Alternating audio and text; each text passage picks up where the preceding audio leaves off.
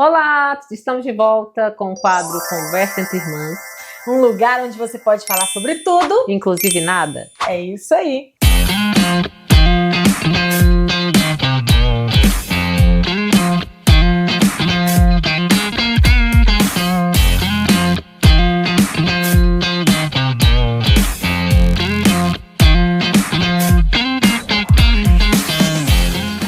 Gente, hoje nós vamos falar sobre um tema muito legal, porque é um tema que muita gente pediu, tanto no Instagram quanto aqui no YouTube, que é sobre família.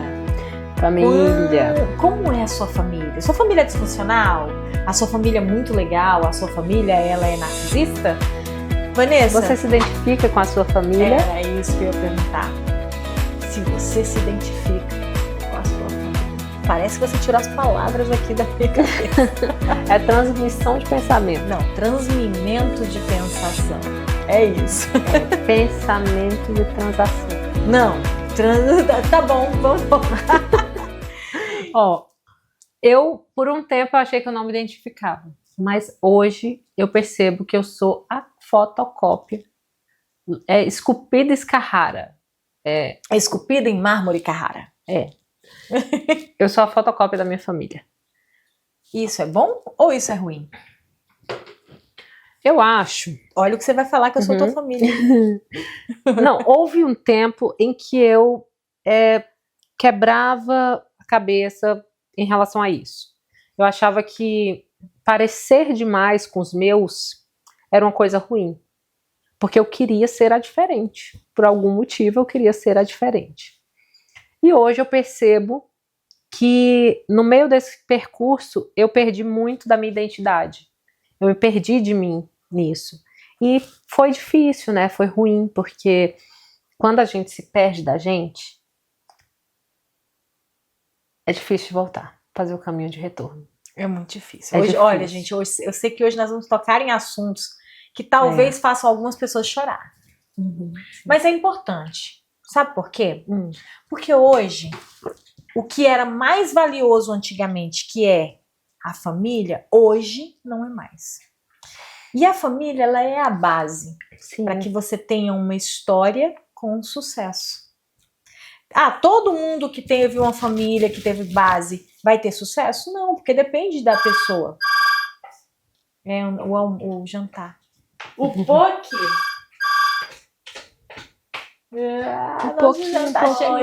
Porque o que era tão valioso, que é a família, a base para te dar realmente subsídio de você viver, hoje não é mais. E existem muitas famílias disfuncionais. Às vezes eu me pergunto assim, o porquê que a gente veio em determinado seio familiar. Eu me pergunto isso. Porque eu tenho questionamentos espirituais, questionamentos internos. Por que eu nasci nesse movimento aqui? Com essa base, essa árvore. Porque eu não acredito que as pessoas nascem aleatoriamente. Também não. Então a gente sabe que tem um porquê. Né? Cada pessoa tem sua religião e aí ela pode... Isso não tem nada a ver sobre religião. A gente não está falando aqui de religião. Mas é mais de formar a sua personalidade, a sua identidade e esse modelo de caráter que é moldado, né? Esse formato de pessoa que a gente cria tem uma base fundamentada na família, nas nossas influências, né? Com certeza. Na primeira fase. E falando da neurociência, a personalidade também tem a ver com a família, tem a ver com a genética. Sim. Né? Então, todo mundo tem uma personalidade. E você nasce com ela. Você nasce. Claro que elas às vezes são moldadas e você adquire aparências com outras personalidades. Né? Semelhanças com outras personalidades. E isso vai sendo moldado até o 7º ano de vida da criança. Agora, o caráter. O caráter ele é moldado por quem te cria. Quem foi que te criou? Seus tios, seus pais, sua escola, suas amizades? A criação é durante a vida. E o seu caráter ele vai sendo moldado dia após dia. E o que a Vanessa falou sobre se perder Isso também faz parte do caráter, né, Vanessa? Sim. E eu acho, voltando ao assunto inicial, que a Veridiana me perguntou se eu já tinha me perdido, ou se eu já havia me identificado com a minha família. E eu acho que quando você se perde no meio do processo, é porque você não quer estar no mesmo cesto. É como se fosse aquela cesta de laranjas, né? E aí você olha e fala assim, não, eu não quero estar nesse cesto de laranja, eu quero pular para o cesto da maçã. É bem parecido com aquela história do patinho feio. O patinho feio, sim, que nasceu no lugar errado. É como se você se sentisse assim. Ser o patinho feio que nasce junto com outros patos. Só que ele era um cisne. E aí ele não se enxerga, né, como um pato, mas também não se enxerga como um cisne. De repente ele vai crescendo, se sente rejeitado, de repente ele é um cisne e vai embora. Sim. Mas isso é uma história de alguém que nasceu no lugar errado. E eu acredito no que a Vanessa acabou de falar. Eu acho que todos nascemos no lugar certo. O Carl Jung falava que ele fala sobre os arquétipos. Justamente. E o mundo conta muitas histórias. Verdade. E essas histórias, elas têm uma energia, e essa energia ela fica no inconsciente coletivo. Então ele fala de arquétipos, por exemplo, o patinho feio é uma história contada. E isso gera uma programação mental na gente. E também existe essa energia que ronda, né, que sonda os nossos pensamentos. E nós incorporamos essas histórias. Sim. E isso é tão real, é de uma força tão real, que as pessoas, elas incorporam arquétipos de rainhas, de histórias antigas, histórias da Bíblia, e elas se transformam um pouco naquela história que é contada para elas. E dentro dos nossos primeiros anos de vida, são moldados alguns comportamentos nossos. E esses arquétipos estão ali dentro inseridos, né? Justamente. Eu acho, voltando ao que você falou, eu acho que nós realmente nascemos onde nós devemos nascer, para aprendermos lições que nós precisamos aprender, para passarmos lições que nós precisamos passar. Hoje nós vamos falar muito sobre o eu acho. Por que o eu acho? Porque esse conceito que a gente está trazendo são conceitos criados pela nossa vivência com a nossa parentela, com os nossos familiares. Por isso que a gente vai falar o eu acho e não a certeza absoluta. E não algo que é fundamentado. Por quê? Porque cada família é diferente. E cada família tem sua peculiaridade. E às vezes a gente vai convivendo com algumas famílias e você fala assim, poxa, eu queria tanto que minha família fosse assim. Eu não tive isso. Poxa, eu queria tanto que minha família fosse dessa forma, que conversassem desse jeito, que a gente tivesse esse amor um pelo outro, pelo irmão, pelo outro. E eu vejo minha família tanta briga, tanta inveja, briga com financeiro. Nossa, eu escuto muito isso, sabe, Vanessa? Mas todas as famílias têm suas questões. E quando a gente começa a não olhar mais pro outro, e nem pro salão do outro, pro quintal do outro, você começa a olhar pro seu e começa a ver o seguinte... Por que eu nasci nessa família? Que foi o que a Vanessa fez. Por que eu nasci nessa família? Por que eu me escondi tanto da minha parentela? E por que hoje é tão importante retomar isso? Quando a gente retoma esse olhar para quem a gente se reconecta com a nossa essência primária, a nossa essência... a essência, aquela essência que está guardada dentro de você. E ficar longe da sua família, de certa forma, te traz prejuízos. Te traz prejuízos na sua identidade, te traz prejuízos mentais, prejuízos emocionais. Eu não estou querendo dizer que as pessoas elas precisam estar juntas o tempo inteiro. Né? Não precisa estar assim, igual eu e a Vanessa. Não precisa. Mas se puder, fiquem, é bom.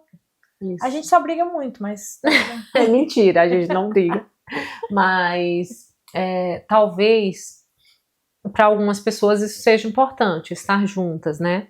ou juntos, mas você pode estar conectado com sua família, com sua base familiar, e ao mesmo tempo vivendo sua vida, porque não é necessário você estar, né, não, colado ali, junto o tempo todo.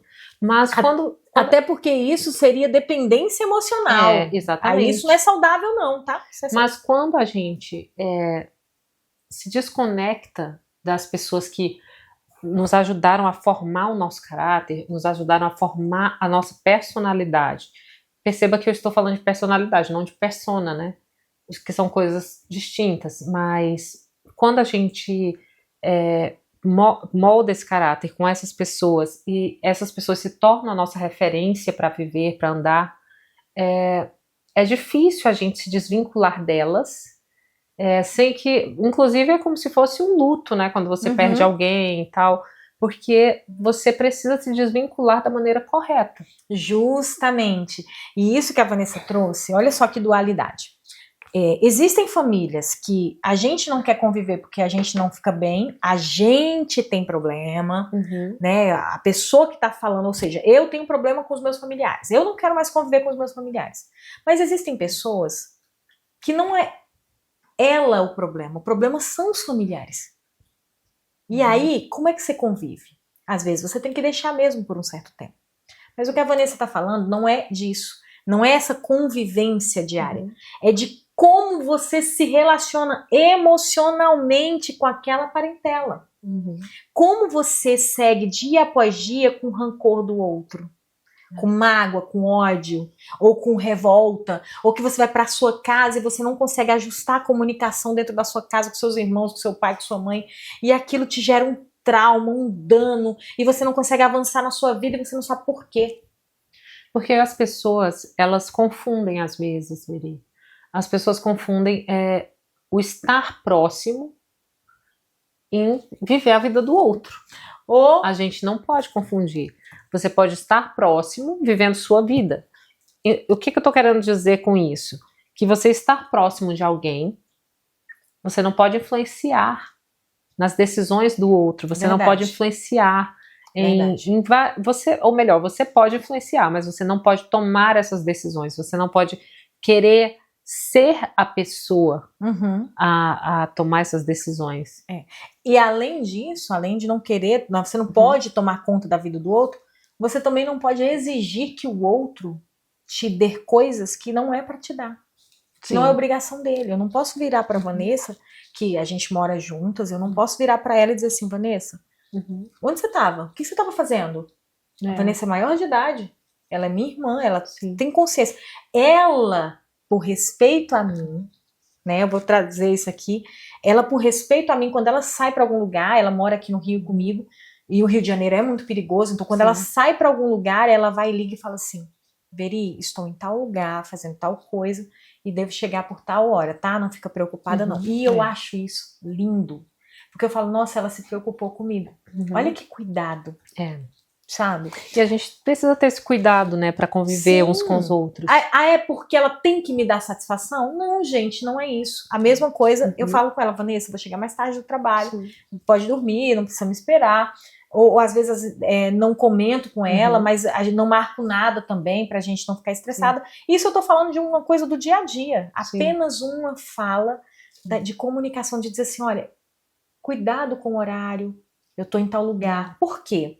Porque você tem a sensação de que o outro te respeita. Isso aí não é dar satisfação, é o respeito. Agora, foi sempre assim, Vanessa? Não, nem sempre. Assim. E acredito que pela imaturidade e por outros fatores que a gente ainda não tinha aprendido a caminhar, a amadurecer e a respeitar os limites uns dos outros. Mas lá em casa é meio engraçado, porque a Veridiana era a irmã mais velha.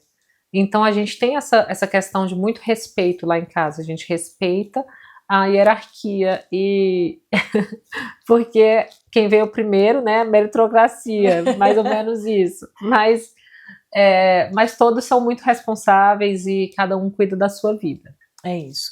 A gente, vamos contar um pouquinho da nossa história aqui, né, Vanessa, para que as pessoas possam se identificar e se o nosso exemplo puder te ajudar em algo, acho que vai ser muito legal.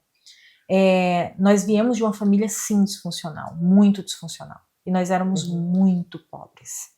Sim. Quase miseráveis. Ou um pouquinho a mais do que isso. Bem... É complicado até falar um pouco sobre isso, porque foram realidades que hoje as pessoas não acreditam que existam. Sim.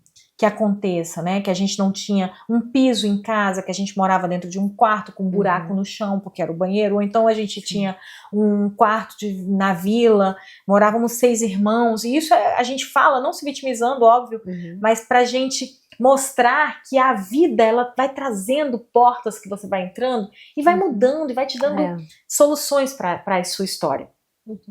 Mas a gente tinha uma família disfuncional, por quê?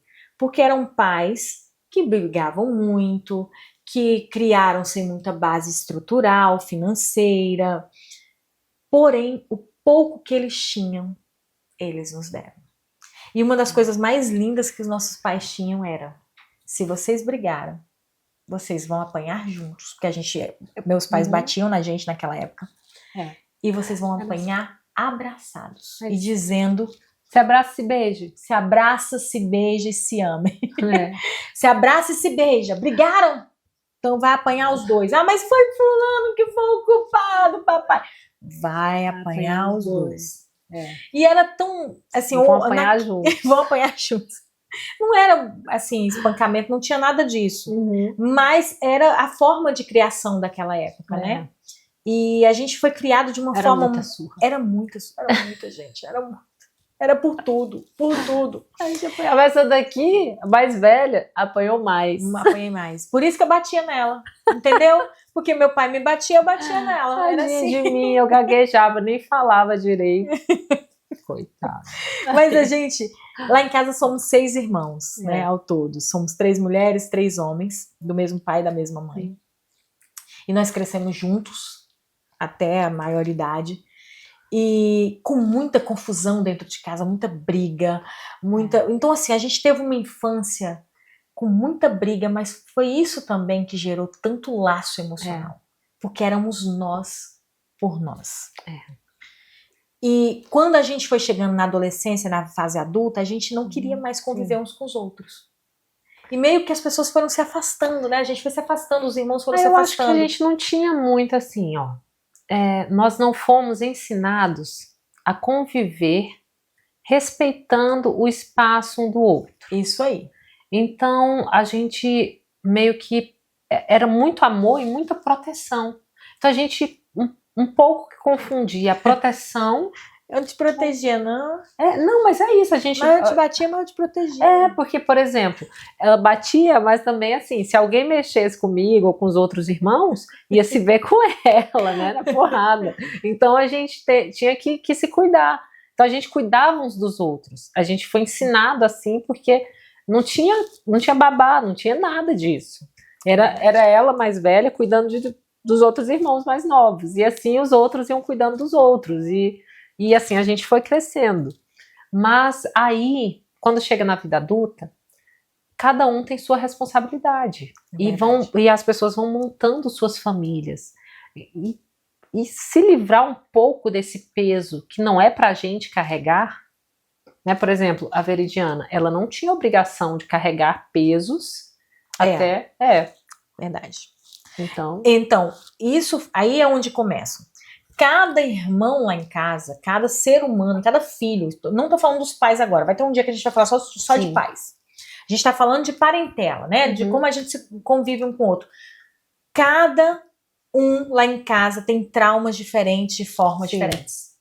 Exatamente. Então eu, por ser a mais velha, um peso, uma carga enorme, com a responsabilidade de ser a mãe de 5 irmãos. Certo? E isso me gerou danos para a vida toda. Com certeza. Apesar de que agora eu já tô quebrando e isso já tem mudado. Mas qual o dano disso? De você ser a heroína, a que faz tudo, a fazedora, e que ninguém pode te ajudar. Porque o herói nunca sangra. Então a gente cria uma armadura, uma carapaça de que a gente é forte. E aí todo mundo olha pra gente como uma fortaleza em pessoa. E um dia, quando você precisa chorar ou dizer que não tá bem, ninguém consegue olhar para você com um olhar de ternura. Pelo menos era o que eu achava até então. Que as pessoas olhariam para mim e diziam assim, nossa, ela é fraca assim? Eu não sabia que ela era fraca. Sabe? Como se aquela visão das pessoas fosse mais importante do que tudo e eu sempre precisasse colocar a capa de Mulher Maravilha e usar o chicote. E aí, fala de você, Vanessa, das suas dores. Aí a minha situação já foi um pouco diferente. Porque quando eu comecei a ficar adolescente, já não tinham os outros irmãos em casa. E aí eu também tive que me virar sozinha. Mas, ao mesmo tempo, com uma certa liberdade, que já não tinha, que os outros não tiveram, porque éramos todos juntos em casa. Então, eu vejo assim, que nós tínhamos dores, todos nós desenvolvemos esses traumas, mas ao mesmo tempo também utilizamos esses traumas como força, como uma maneira de se reinventar. E a história foi se desdobrando para cada um. Mas nós sempre, de certa forma, contamos com o apoio um dos outros, mesmo na vida adulta, né? A gente ligava um para o outro e em todos os momentos de fraqueza ou em todos os momentos de se reconstruir, nós tivemos apoio. É verdade. E esses laços que a gente foi criando, e a gente, graças a Deus, lá em casa, a gente foi amadurecendo mentalmente de forma unânime, universal. Todos foram crescendo, né? Claro que às vezes um mais rápido que o outro. Só que isso, gente, não impediu da gente ter vários problemas. De tanto que eu fiquei 5 anos sem falar com você e quase 8 anos sem falar com a Veronice. A gente ficou muito afastadas. Muito afastada, sim. E a gente era muito unidas. Então, de repente, uma amizade gigantesca, de repente se desfez. Sabe uma coisa engraçada disso que você falou? Nós nos afastamos. E, de repente, outro dia eu liguei, tava em casa, normal, tava um pouco tristinha, liguei de vídeo para Veronice, para nossa outra irmã, que não está aqui porque está em Rio Verde. E aí nós ligamos e começamos a conversar e, de repente, me veio um pensamento, gente, mas é como se a gente nunca tivesse separado. É isso. Porque o nosso laço inicial era muito forte. E é essa chave que a gente quer passar para vocês hoje. Quais os laços você tem gerado desde a infância? Quais os laços você quer continuar mantendo? E aquilo que não foi bom, você quer parar agora ou você quer continuar levando para a vida? E como reconstruir algo que você pode ter quebrado? Sim. É possível reconstruir? Sim, é possível.